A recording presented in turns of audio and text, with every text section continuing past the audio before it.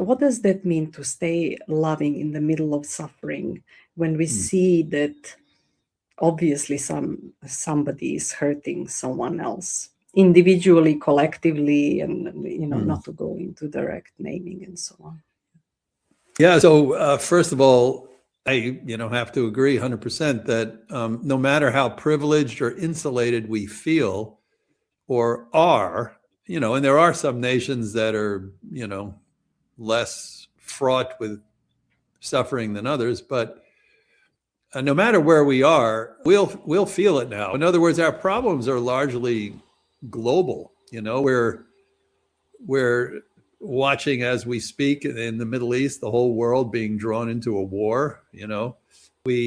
Global warming, increases in income inequality. Just our problems are now global, and so we need global solutions. So ultimately, we need to become more compassionate in order to figure that out. But that said, the question ultimately is how, I think you're asking, is how to be compassionate in the midst of global problems that require global solutions, Yeah. And I think that one way of thinking about this is to expand our notion of what compassion is. Because most of us, when we think about compassion, we think about warmth, we think about tenderness, actually. But compassion is not only tender, it's also fierce. Often when we think about compassion, we think about being with another human being. And when we think of self-compassion, being with ourselves in a particular way, which is often, tender or soft or understanding. But we're actually, there's a whole other side to compassion, which is the tough side, the strong side, the fierce side. And that's equally valid.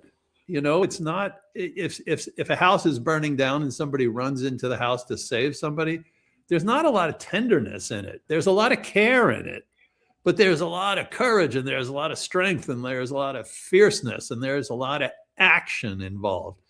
And this is equally compassionate. So in answer to the question, I think we need to expand our idea of what compassion is. Which means that when there are global problems, we need to take collective action, collective compassionate action.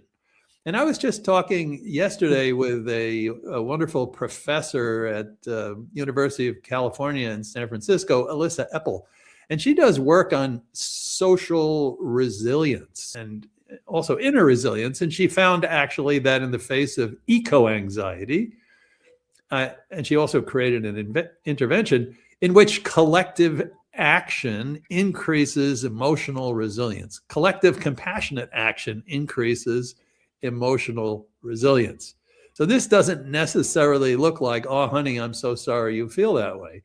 It's like, stop polluting the rivers, and this actually brings a sense of ease and comfort, but also resilience. In other words, the ability to weather the storms when we are ready to take action. And I think, Dalida, this is the call of our times. We need to take collective action.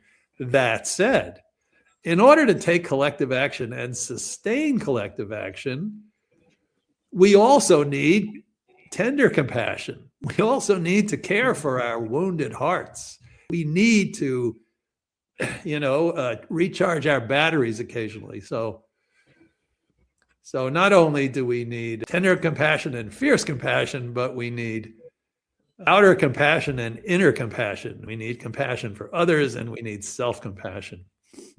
And as we were saying before, not only compassion, but we also need wisdom.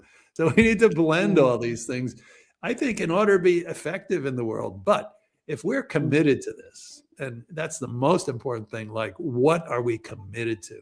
If we're committed to bringing more compassion into the world, then all these things that I'm talking about now just become natural aspects of a life.